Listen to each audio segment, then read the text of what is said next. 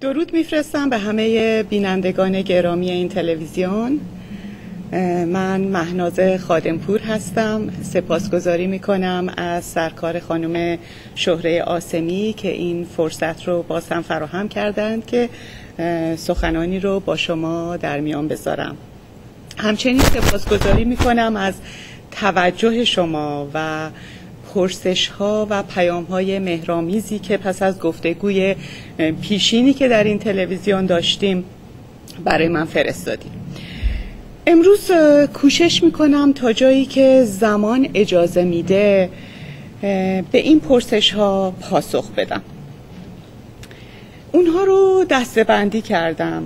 پرسش هایی در باب دانش انرژی درمانی و اون نوع خاصی که به نام ریکی هست که من درس میدم شده بود و اینکه پایه علمی اونها چی هست.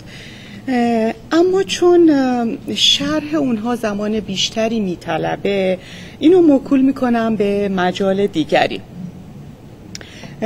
البته شما رو در این فاصله رجوع میدم که اگر به خصوص در ایران هستین یا دوستانی در ایران هستن که میتونن این کتاب رو برای شما تهیه کنن، بسیاری از پاسخهای خودتون رو با خوندن این کتاب که اسمش هست زیست انرژی، دانش و کاربرد ریکی، که من این رو همراه دوست اندیشمندم آقای مهندس کوروش زعیم به نگارش در آوردیم و از انتشارات ایران مهر اون رو چاپ کرده. پرسش دیگری شده بود در باب امور سیاسی. از من پرسش شده بود که چون من خودم رو نه کارشناس سیاسی میدونم نه فعال سیاسی، بنابراین نظراتم در حد یک شهروند عادی هست و فاقد ارزش کارشناسی و ارزش آموزشی هست. بنابراین از اونها صرف نظر میکنم. اصولاً من رسالت خودم رو در خدمت به جامعه در کار فرهنگی میدونم، در پرورش انسانها، در خودشناسی و خودسازی و در واقع در یک انقلاب درونی که از خودم هم آغاز کردم و به دنبال کشف حقایق هستی هستم. به قول حافظ جنگ 72 ملت همه را عذر بنه، چون ندیدند حقیقت ره افسانه زدند. باور من این است که اگر تعداد قابل توجهی انسان‌ها در یک جامعه دارای ارزش‌های والای انسانی بشوند، جامعه ناگزیر به سوی تعالی خواهد رفت و بدون این ارزش‌ها اگر بهترین ساختار هم فراهم بشه در یک جامعه، پایدار نخواهد بود. و من به هر حال این ساختار سازی رو واگذار میکنم به متخصصین در این رشته. ممکنه کوشش‌های افرادی مانند من برای شما قطره‌ای در دریا جلوه کنه، اما این قطره‌ها هنگامی که به هم بپیوندند رودخانه خروشانی رو ایجاد می‌کنند. به نظر من معیارهایی که در فرد و در جامعه برای تعالی باید در نظر گرفت، 3 معیار اصلی باور من هست که باید در نظر گرفت. اول مسئولیت فردی، احساس مسئولیت فردی هست. دوم همدلی و شفقت با دیگران، چه دوست و چه دشمن. و سوم خدمت به دیگران و همه موجودات. این ارزش‌ها اگر در جامعه رو به افول برند، باعث فروپاشی جامعه میشن و افراد دچار خودمحوری خواهند شد و جدایی از هم به وجود میاد. افراد دچار خودمحوری میشن و از اینجاست که اون وقت خودی و غیر خودی مفهوم پیدا میکنه و تضادها به وجود میاد و جامعه رو این داشتن تضادها و خودی و غیر خودی دچار عدم امنیت میکنه و انسانها تک تک دنبال این خواهند بود که به شکارچی هایی تبدیل خواهند شد که فقط برای منافع فردی دنبال شکار باشند. به باور من راهش هم با درس‌های اخلاقی و با پند و اندرز و با متقاعد کردن افراد نیست، کما اینکه می‌بینید که این روش کار نکرده در جوامع. راهش بیداری انسان هاست، ایجاد بصیرته و گام اول در این راه با خودشناسی است و با پذیرش خود هست و با خودآگاهی است و این زمینه است که زمینه فعالیت من هست. بنابراین میپردازم به پرسش بعدی که از من شده بود در زمینه خودشناسی. سوال شده بود که اصلا خودشناسی یعنی چه؟ منظور کدام خوده؟ خود یعنی چه؟ منظور شما از خود راستین و خود دروغین چیست؟ بعضی ها گفته بودند که چه کسی بهتر از خود منو میشناسه؟ من به همه نقاط قوت و ضعف خودم واقف هستم، بنابراین چرا باید وقت و انرژی و حتی پول صرف یاد گرفتن در مورد خودم بکنم و در مورد خودشناسی؟ و بعضیا نوشته بودن به قول شما در مورد کشف خودم. و به هر حال پرسیده بودن به چه درد میخوره در این روزگار، چه دردی رو از ما دوا میکنه و چرا باید ذهنم رو درگیر این پرسش کنم که من کیستم، یا بعضیا باز پرسیده بودن به قول شما من چیستم. عده‌ای هم سوال کرده بودن که چه راه‌ها و شیوه‌هایی برای خودشناسی هست. دوستان گرامی، همه ما در طول زندگی در پی به دست آوردن یا حفظ چیزهایی هستیم. تندرستی، زیبایی، آراستگی و تمام چیزهایی که به این تن ما مربوط میشه. آموزش، به دست آوردن مدرک تحصیلی، بالا بردن دانش و اطلاعاتمون. بعضی ها چنون اشتیاق به گردآوری اطلاعات دارن که مجبور میشن یک دیتابیسی درست کنن، کامپیوتری انتخاب کنن و این اطلاعاتشون رو توش ذخیره کنن. بعضی ها دنبال شغل هستن یا یه شغل بهتر یا مهارت‌های شغلی، دوستان خوب، معاشرت، ایجاد ارتباط، عشق، تشکیل خانواده، پیدا کردن همسر خوب و خدایی نکرده همسر بهتر، پیروزی و موفقیت، خرید خانه، باغ، ویلاهای ییلاقی و قشلاقی، اتومبیل، قایق، هواپیمای شخصی، آخرین مدل‌های موبایل، کامپیوتر، آیپد. عده‌ای فقط دنبال جمع‌آوری پول هستن و هرس میزنن در این زمان. عده‌ای دنبال اعتبار مالی هستن یا به دنبال درجه و عنوان‌های شغلی، علمی، حرفه‌ای و ورزشی، یا دنبال جلب احترام، تحسین، تایید و توجه دیگران، به دنبال قدرت، مقام و شهرت. عده‌ای دنبال راه‌های فرار می‌گردن، دنبال مهاجرت هستن، دنبال گرین کاردن. بعضی‌ها ماجراجو هستن، به دنبال سفر میرن، دنبال ویزا می‌گردن. عده‌ای در صدد تغییر دین و مذهب و باورشون هستن و یا احیای اونها و یا تلطیف اونها.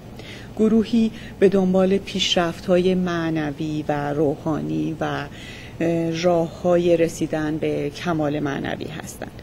عده‌ای هم خدمت به دیگران رو برمی‌گزینن، دوست دارن مفید واقع بشن و مؤثر واقع بشن. اغلب ماها به دنبال دوری از درد و رنج هستیم و یا به دنبال خوشی و لذت و شادی و خوشبختی، دنبال رفاه، آرامش و امنیت. و یا مهمتر از اونها دنبال استقلال، آزادی، عدالت و یا دنبال تغییر و تحولی در خودمون، خانوادهمون، جامعه، کشور، حکومت و یا جهان. شما به دنبال چی هستین؟ این فهرست پایانی نداره. تا عمر داریم در تکاپوی رسیدن به این هدفها هستیم و همیشه فکر میکنیم اگه این یکی آخری به دست بیاد دیگه خوشبخت خواهم بود و دیگه راضی و خوشحال و راحت خواهم شد، ولی این تکاپو سرانجامی نداره. اما بیشتر ما نمیدونیم و نمیپرسیم چه کسیه که دنبال این چیزاست و چرا دنبال این هدف هاست. در اندرون من خسته دل این چه کسی است که در فغان و در غوغاست؟ چرا در فغان و در غوغاست؟ و تنها زمانی پاسخ این پرسش ها رو یافتید هست که آرام و قرار پیدا خواهید کرد و از اون به بعد به آرامش و قراری میرسید و هدفهایی خواهد بود که از سر شوق اونها رو دنبال میکنید، نه از سر نیاز، نه برای اینکه برای به دست آوردن اونها، برای اینکه خوشبخت بشید نیاز دارید که به اون اهداف برسید. شاید برای همین هست که مولانا سرود روزها فکر من این است و همه شب سخنم، که چرا غافل از احوال دل خویشتنم. از کجا آمدنم بهر چه بود، به کجا می روم آخر ننمایی وطنم. مانده ام سخت عجب کس چه سبب ساخت مرا، یا چه بوده است مراد وی از این ساختنم. اینها پرسش های اساسی انسان ها بوده، هدف مدیتیشن ها، هدف مراقبه ها بوده و توصیه همه رهبران معنوی این بوده که خود را بشناس تا خدای خود را بشناسی. در ضمن این هم یکی از پرسش هایی بود که از من شده بود که چرا برای شناختن خدا باید خود را بشناسم. خب برای اون کسایی که برای من نوشتن که ما خودمون رو بهتر از هر کسی میشناسیم و نیازی نیست به خودشناسی، میخوام یک آزمایش ساده‌ای با هم انجام بدیم. میخوام از شما خواهش کنم یه برگ کاغذ بردارین و پاسخ این پرسش رو که من کیستم در این کاغذ بنویسین. اگر دارین تکرار این برنامه رو میبینین بذارین روی پاز، متوقف کنیم برنامه رو و در این برگ کاغذ تا جایی که میتونین جواب این پرسش رو برای خودتون بدین و بعد ادامه بدیم به این برنامه. پاسخهایی که خواهید داد در این زمینه ها خواهد بود. ممکنه ویژگی های فیزیکی خودتون رو بیان کنید. بیشتر ما وقتی که داریم راجع به خودمون صحبت میکنیم به تن خودمون اشاره میکنیم، با دست این تن رو نشون میدیم در حال و فکر میکنیم که این گوشت و استخوان و خون و این قلب و این مغز ما هستیم. عده‌ای ممکنه به نام و نام فامیل و جنسیتشون اشاره کرده باشن. شاید بگین که نه بابا اینا که مهم نیست، اینا من نیستم. ولی باور کنید من در یکی از سمینارهام که چند روز ادامه داشت و کارتایی تهیه کرده بودم که اسم افراد نوشته شده بود و اینو به سینه می‌زدن، در روز آخر تصمیم گرفتم که این کارتا رو همه رو بر بزنم و گفتم هر کی بیاد از توی کیسه یکی رو برداره بذارن به سینه‌اش. و شما نمیدونین چه مقاومتی صورت گرفته بود. افراد حاضر نبودن یک اسم دیگر رو به سینه‌شون بزنن، به خصوص اگر اون اسم جنسیتی داشت که با جنسیت اونها متفاوت بود. به خصوص آقایون بسیار دچار ایستادگی شده بودن، مقاومت میکردن بابا مگه میشه من اسمم حسنه حالا اسمم شهین بچسبونم به سینه‌ام، بعد برام خوب نیست.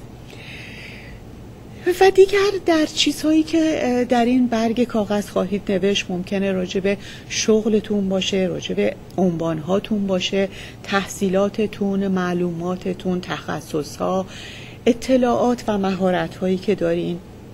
اینکه مجرد یا متأهل هستید، ممکنه سنتون رو نوشته باشین، ممکنه ملیت و قومی که بهش تعلق دارین یا تابعیتتون، اینکه اهل کجا هستین، محل تولدتون کدوم شهرستان، کدام روستا، کدام شهر. ممکنه به نژادتون اشاره کرده باشین، به دینتون، مذهبتون، زبانتون و لهجتون. ممکنه به باورها، ارزشها، طرز تفکر، ایدئالها و آرمانهاتون، به هدفهاتون اشاره کرده باشین، یا نام برده باشین از نسبتی که با دیگران دارین. من فرزند فلان پدر و مادر هستم، یا اینکه من پدر یا مادر فلان شخص هستم. یا ممکنه به ویژگی ها و حالت های روحی و روانی و ذهنیتون اشاره کرده باشین، به صفت هاتون، به نقاط قوت و ضعفتون، به شخصیتتون، به علایقتون، به سرگرمی هاتون، یا به مایملکتون، به اون چیزهایی که به دارایی هاتون، حالا از هر نوع دارایی های مادی یا معنوی. یا اینکه اشاره کرده باشین که هوادار، وابسته یا متعلق به کدام گروه، حزب، دسته، تیم یا صنفی هستید. ممکنه به چگونگی بودنتون اشاره کرده باشین، به وضعیت و شرایط زندگیتون. به هر حال همه اینهایی که توی این برگ کاغذ نوشتید، اینها تعریف ها و توصیف هایی از شما هستند، اطلاعاتی هستند درباره چیزهایی که به شما دیگران یا خودتون نسبت دادین. اینها اون هویت هایی هستند که برای خودتون قائل هستید، شما خودتون یا دیگران برای شما قائل هستند، و منی هست که شما خودتون رو با اون تعریف میکنید. اینها باید ببینیم این کدام منی است که دارای این صفات هست. مولانا میگه خیش را صافی کن از اوصاف خیش تا ببینی ذات پاک صاف خیش. این ذات پاک صاف چیست؟ این حقیقت وجود ما، این گوهر وجود ما، این اسنس ما چی هست؟ در واقع آگاهی و شناخت از این اوصاف و این هویت ها فرایندی است که در خودشناسی شما طی خواهید کرد و بعد متوجه میشید که اینها منهای راستین شما نیستند و در نتیجه شروع میکنید به زدودن این هویت ها.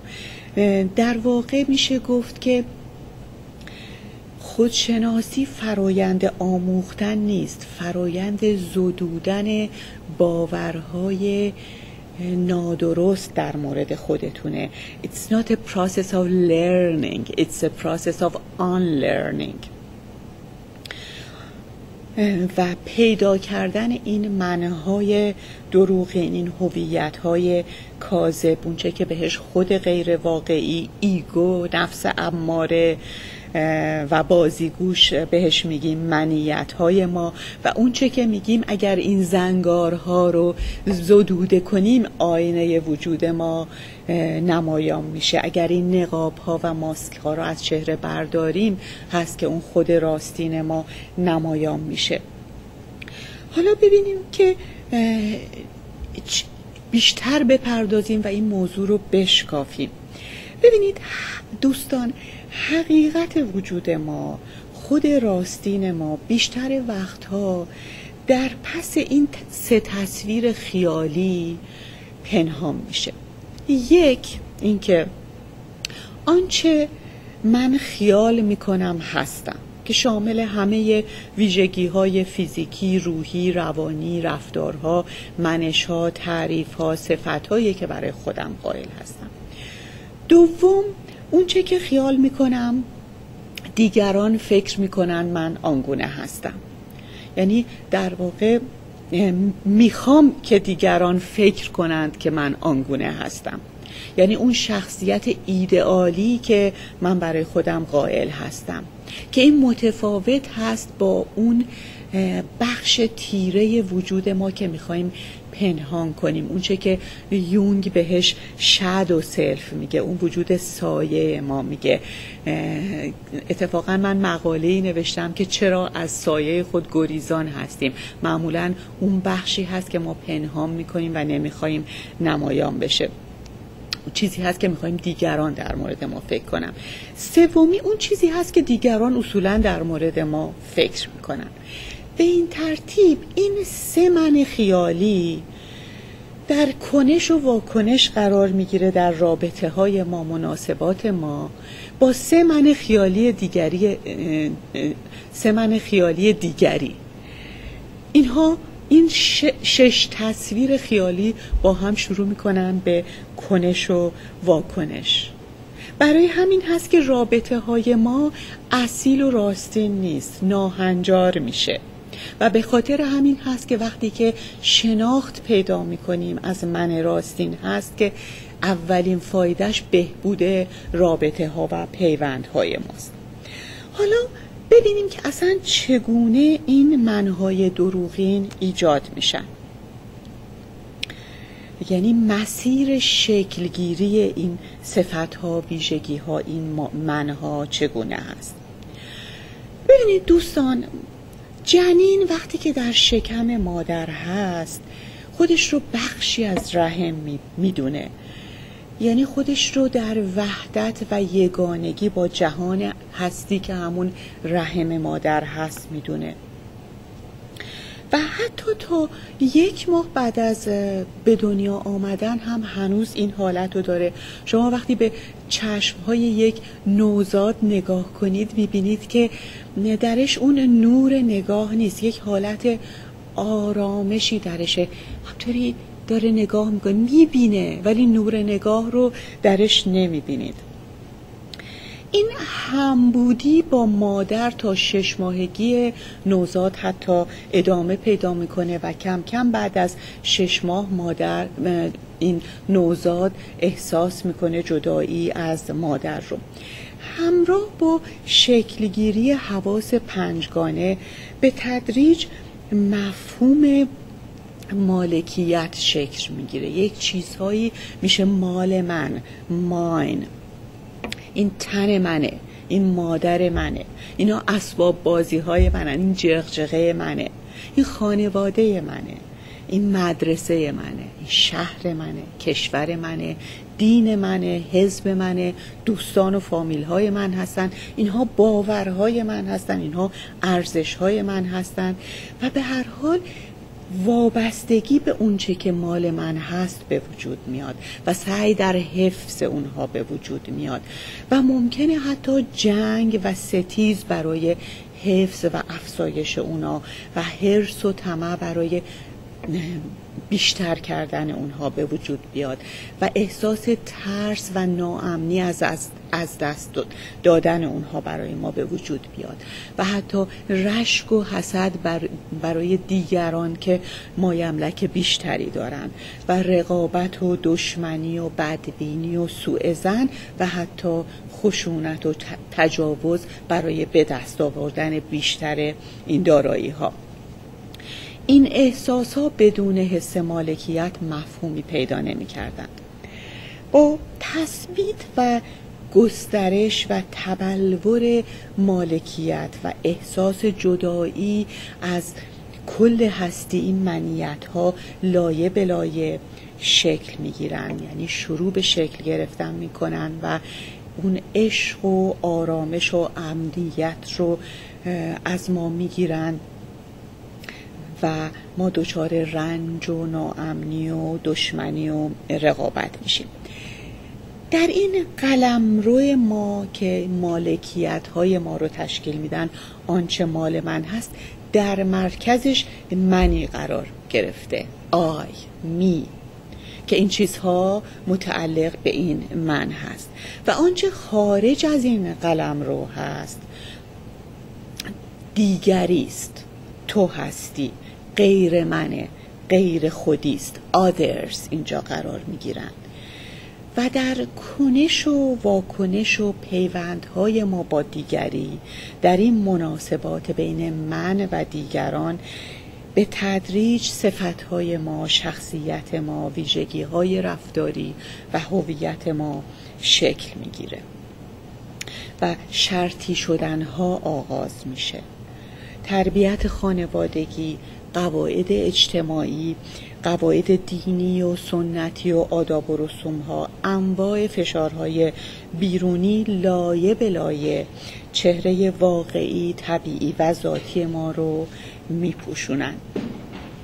از پدر و مادر و دیگران اطرافیان یاد میگیریم که به طور مثال زیادی اینطوری هستی، به اندازه کافی فلانطور نیستی، باید اینطوری باشی یا اونطوری نباشی، با این دوست باشی با اون دوست نباشی، باید حتما شاگرد اول بشی، بهتر و زیباتر و قویتر و زرنگتر و پرقدرتتر از بقیه باشی، باید حتما یا دکتر و مهندس حقوقدان بشی وگرنه بقای ما به خطر میافته. در نتیجه افراد شروع میکنن رفتار، صفتها و ویژگی‌هایی رو انتخاب میکنن تا فرمول برنده اونها بشه در بقا، در پیشرفت، در مورد پذیرش قرار گرفتن توسط خانواده، دوستان، جامعه، کشور و جهان.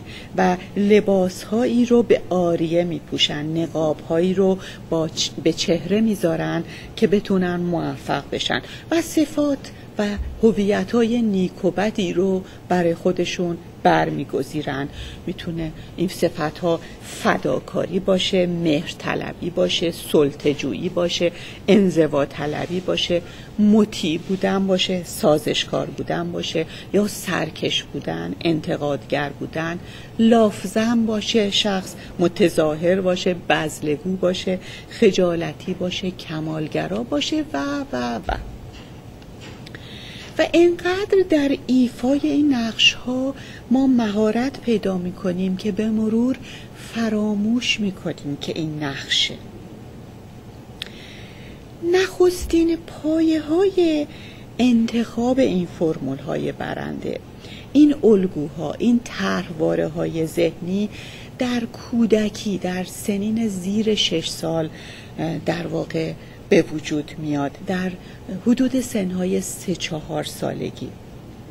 اون ذهن حساس کودک با تعبیر و تفسیری که از یک رویداد ساده، از یک تذکر معمولی پدر و مادر و اطرافیانش میکنه، به این نتیجه میرسه که مثل این که من به اندازه کافی خوب نیستم، به اندازه کافی شایسته نیستم یا دوست داشتنی نیستم. I'm not good enough. I'm not lovable.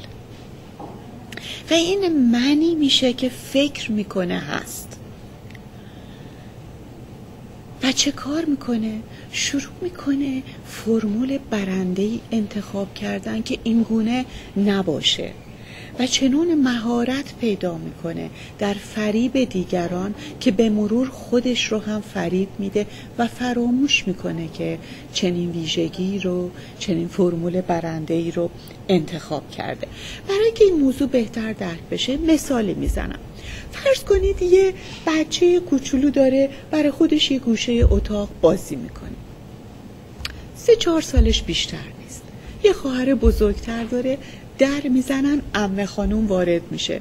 این بچه که خواهر یا برادر این بچه هست میدوه به طرف در و شکلاتی که تو دستش بود تعارف میکنه به عمه. عمه خیلی خوشحال میشه، بغل میکنه این بچه رو، در آغوش میگیره، میبوسدش و میگه چقدر من عاشق این بچه‌ام، از بس که مهربونه، همیشه تقسیم میکنه اون چیز رو که داره. این یکی بچه که فقط نظاره‌گر این ماجرا بوده ناگهان با خودش فکر میکنه پس من دوست داشتنی نیستم، پس باید چیکار کنم؟ و بعد تبدیل میشه به یک شخصیت مهرطلب. تمام عمر میکوشه با سخاوت، بذل و بخشش، مهربانی کردن که توجه دیگران رو، مهر دیگران رو به دست بیاره. یه مثال دیگه میزنم.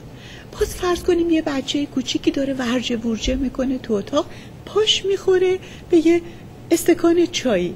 این چایی میریزه رو دامن سفید مادرش. خب دامن کثیف میشه، چایی هم هست ممکنه رنگش نره، مادر خشمگین میشه، میزنه پشت دست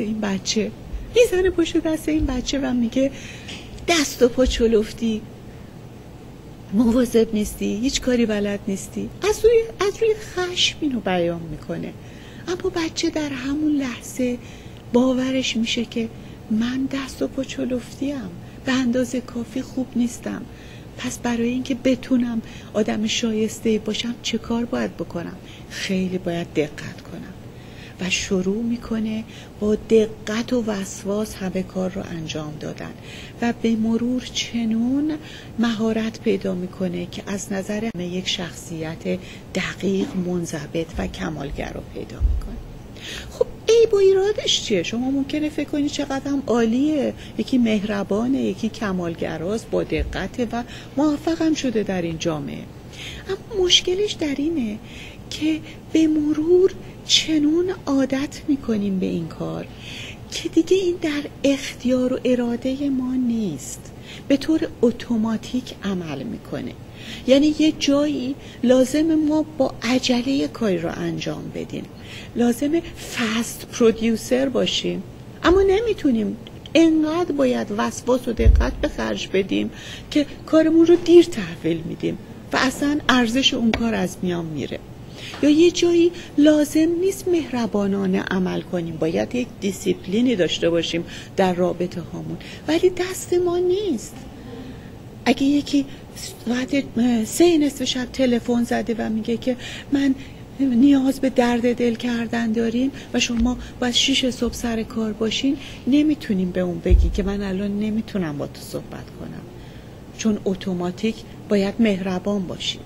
بنابراین ما دیگه این شخصیت باعث میشه که اراده و اختیار زندگیمون در دست خودمون نیست و بعدم فراموش میکنیم که باور پنهان پشت این شخصیت دقیق دست و پا چلفتیه، یا پشت این شخصیت مهربان اینه که من اصلا مهربان نیستم. و مثل یک شخصیت شیزوفرنی عمل میکنین. 2 شخصیت دارین، یک جا نیمه تاریک شماست که پنهانش کردین و خودتونم از یاد بردین، و یک جا این شخصیتی که جلوه بیرونی شماست. بنابراین لایه به لایه این نوع ویژگی ها در شما شکل میگیره.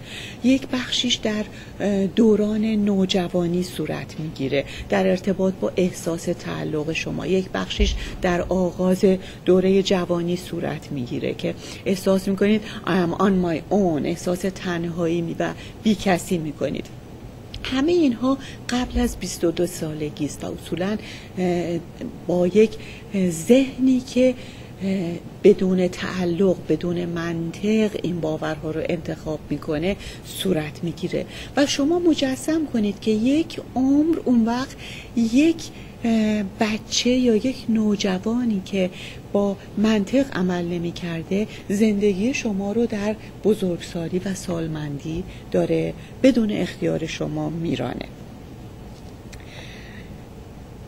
و نتیجهش چیه؟ شما همیشه ناآرام هستید، دچار استرس هستید، دچار تشویش هستید، چون ناخودآگاه میترسید که اون شخصیتی که پنهان کردید برملا بشه. بنابراین فایده خودشناسی و شناختن این منهای دروغین اینه که شما از ترس و اسارت وارد آزادی انتخاب میشین، اختیارتون دست خودتون میاد، از رنج به شادی و نشاط میرسین، از بیماری که استرس در شما به وجود آورده دچار تندرستی میشین، از این شخصیت پرنیرنگ و ریاکار و پیچیدگی شخصیتی که دارین به صفا و خلوص میشین، دچار میشین. دیدین که میگیم فلانی خودشه، شخصیت جذاب پیدا میکنید، چون که شخصیتی ندارید که کلیشه‌ای رفتار میکنه، خودجوش، خلاقه و از این حالت خودبیزاری به حالت خوددوستی و در نتیجه دگردوستی و مهرامیز بودن، پر از عشق بودن در شما ایجاد میشه و این ناآگاهی که داشتین در مورد اون شخصیتی که انتخاب کرده بودین به آگاهی میاد. یعنی اینها رو میاریم به بخش آگاه وجودتون و از حالت جهل و ناگاهی به حالت خرد و آگاهی میرسین. در واقع عشق و خرد الهی در شما نمایان میشه. آینه که از رنگ آلایش جداست، پرشعاع نور خورشید خداست.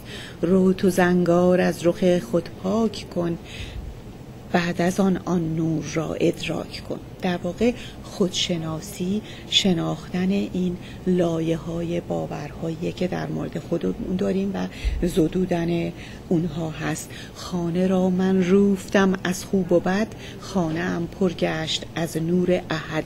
به این جهت هست که میگن خود را بشناس تا خدای خود را بشناسی.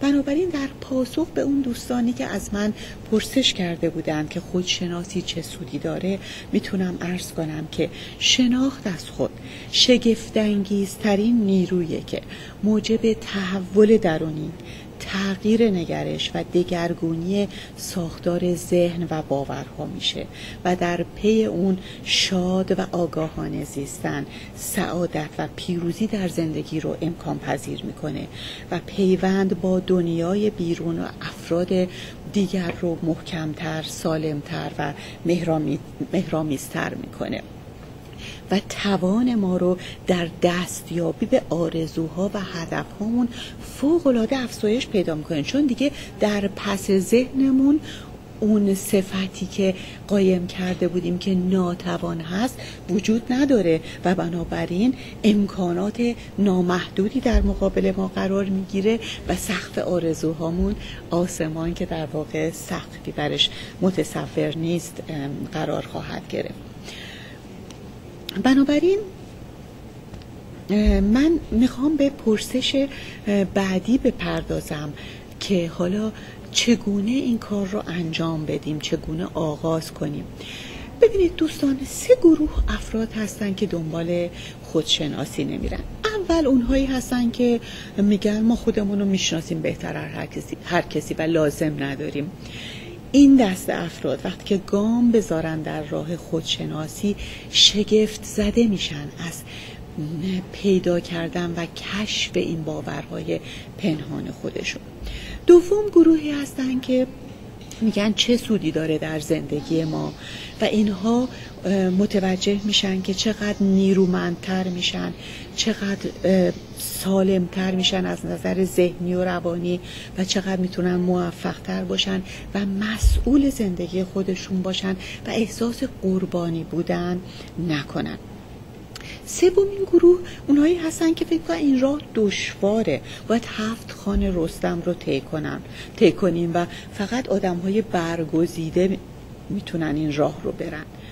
دوستان، باید خدمتون عرض کنم که با ابزار و تکنیک‌های نوینی که اختراع شده، به وجود اومده، ابداع شده، این راه بسیار آسان گشته. 2 نوع آموزش وجود داره.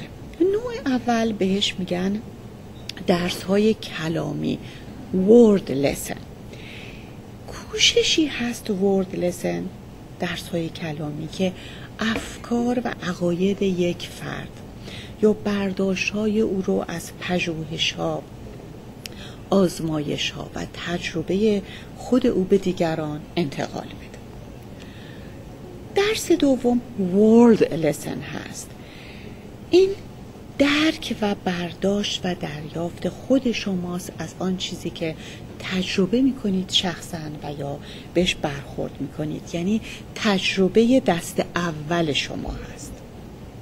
دسته اول تجربه دست دومی است برای شما. البته اطلاعات ارزشمندی به دست میارید، اما به ندرت این اطلاعات موجب تغییر و تحول و رشد و دگرگونی میشه.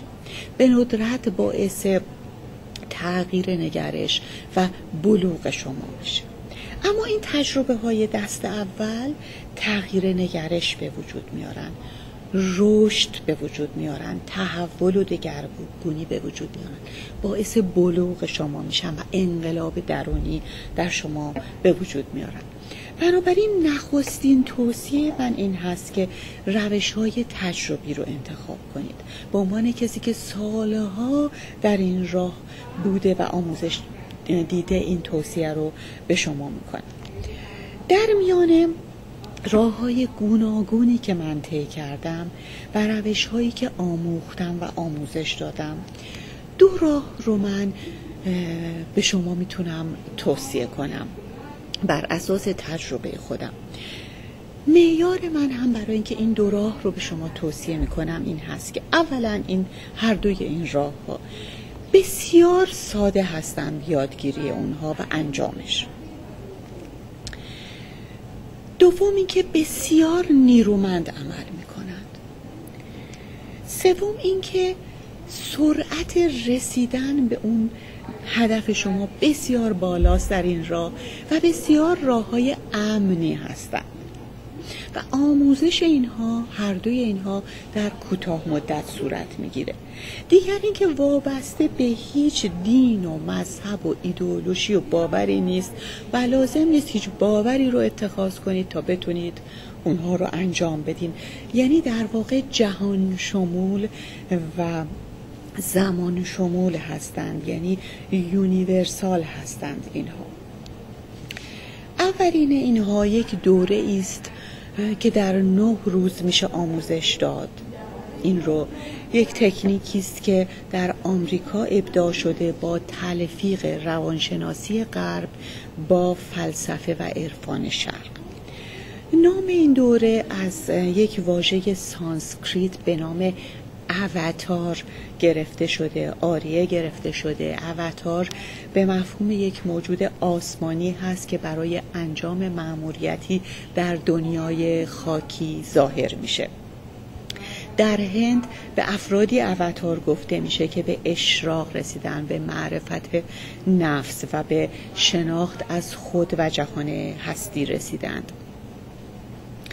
هری پالمر این نام رو بر تکنیکی که ابداع کرده در سال 1987 یعنی 24 سال پیش گذاشته که در بیش از 70 کشور این داره تدریس میشه و به 22 زبان دست کم ترجمه شده. یک تکنیک خودشناسی هست. در واقع یک سری تمرین‌های فکری ساده هست که با انجام اونها، با نظم و ترتیب خاصی به اسرار ذهن خودتون پی میبرید، به ناخودآگاه خودتون، به باورهای پنهان خودتون دستیابی پیدا میکنید و با دستیابی به اونها میتونید شروع کنید به مدیریت این باورها. در واقع یک روش مدیریت باورها هست، مدیریت بیلیف های شماست. یاد میگیرید با این تکنیک که ارزیابی کنید باورها رو و متوجه بشید کدومی از این باورها سودمند و راهگشا هستند برای شما یا اینکه زیان بخش و محدود کننده و مزاحم هستند و اینکه از کجا آمده اند. و بعد با تکنیکی که آموزش داده میشه میآموزید که چگونه زدوده کنید فوری آن باورهایی رو که در واقع مزاحم هستند. یعنی یک اینستنت دیسکریشن هست و شما شگفت زده میشید که به یک اینستنت انلایتمنت برسید. در واقع میتونید با تکنیک بعدی اون وقت جایگزین کنید باورهای سازنده رو، اون رو هم به فوریت با باورهایی که مزاحم هستند. نتیجهش چی میشه؟ نتیجهش پیروزی شماست، موفقیت شماست، زندگی با اراده، با اختیار خودتون، زندگی آگاهانه و تندرستی و شادی و خوشبختی هست. یعنی در واقع شما کاپیتان کشتی خودتون میشین و امپاور میشین، نیرومند میشین که از اون حالت منفی بودن، از اون حالتی که همش احساس قربانی بودن میکردید در این دنیایی که مشکلات هست بیرون بیایید. به قول مولانا پیش چشمت داشتی شیشه کبود، زان سبب عالم کبودت می نمود. و شروع میکنید به زدودن این موانع ذهنی. هدف هری پالمر در واقع ساختن یک آرمان شهر جهانی است و ایجاد صلح پایدار. اسمش رو EPC گذاشته، Enlightened Planetary Civilization، از طریق گسترش انسانهای وارسته، آگاه و نیرومند، از طریق زدودن این موانع ذهنی. تکنیک بعدی یک تکنیک ژاپنی هست به اسم ریکی که در واقع یکی از گونه‌های انرژی درمانی است که در زمان بسیار کوتاهی میشه آموزشش داد. از دو بخش این واژه، از دو بخش کی و ری تشکیل شده. کی اطلاق میشه، اشاره هست به زیست انرژی، به این نیروی زندگی، به موجهای الکترومغناطیسی، این نیروی زندگی که در بدن شما در جریان هست. و ری به زبان ساده اطلاق میشه به سرچشمه یکتای انرژی. در واقع روشی است که در اصل برای شفای تن، ذهن و روان، آرامش شما و پیشگیری از بیماری ها به کار میره و با اثر گذاشتن بر موجهای انرژی، بر جریان انرژی و میدانهای الکترومغناطیس در بدن شما و در ذهن شما باعث شفا بخشی میشه. اما این روش برای کسی که این تکنیک رو آموخته یک سفر به درون هم به شمار میره. چگونه؟ چرا؟ نخست چون این سیستم بر پایه اصولی قرار داره که آموزش داده میشه، این اصول باعث تغییر نگرش در شما میشه. چون این سیستم بر این باور هست که بدون اصلاح شیوه زندگی، بدون اصلاح شیوه نگرشی که این مشکلات، این مسائل و این بیماری ها رو در شما به وجود آورده، نمیتوان به طور ریشه‌ای به درمان پرداخت. دوم اینکه به دلیل اثر مثبتی که این تکنیک بر تن و روان میندازه و به دلیل تاثیر متقابلی که تن و روان بر هم دارن، شما میافتین به یک چرخه مثبت پالایش تن و روان و در نتیجه با این پالایش گوهر وجود شما به مرور نمایان میشه. و سوم اینکه با توجه به اینکه انجام این روش باید به طریقی صورت بگیره که شخص در حالت حضور قرار بگیره و نظاره‌گر محض نیروی انرژی بشه، جریان انرژی بشه، یعنی در حالت بودن و نظاره محض قرار میگیریم، نه در حالت انجام کاری. یعنی شما در حالت being هستین، نه doing، و همراه با آگاهی و توجه. در نتیجه یک اثری مانند اثر مراقبه و مدیتیشن داره، اما انجام اون بسیار آسانتر و دلپذیرتر از بسیاری از روش‌های مدیتیشن. و آخر این که مشاهده و احساس مکرر این انرژی و نیرویی که در بدنمون در جریان مرتب داریم، این نیرو رو بهش توجه میکنیم، امکان سفر به درون رو فراهم میکنه.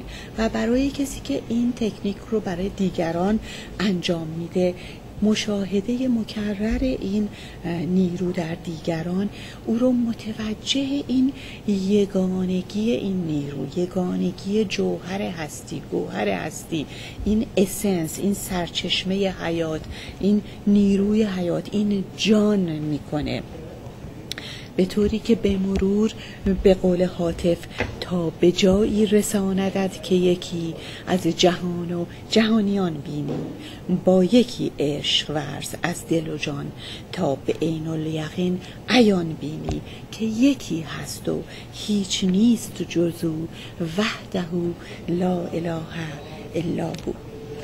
خب دوستان گرامی، فرصت ما رو به پایان هست. امیدوارم که توانسته باشم به بیشتر پرسش های شما پاسخ بدم و شما رو تشویق کرده باشم شجاعانه با شهامت در راه کشف بخش های تاریک وجودتون گام بردارید. فروتنانه این نیمه تاریکتون رو بپذیرید و بهش مهر بورزید به خودتون و با مهر و مدارا به تغییر اونها بپردازید.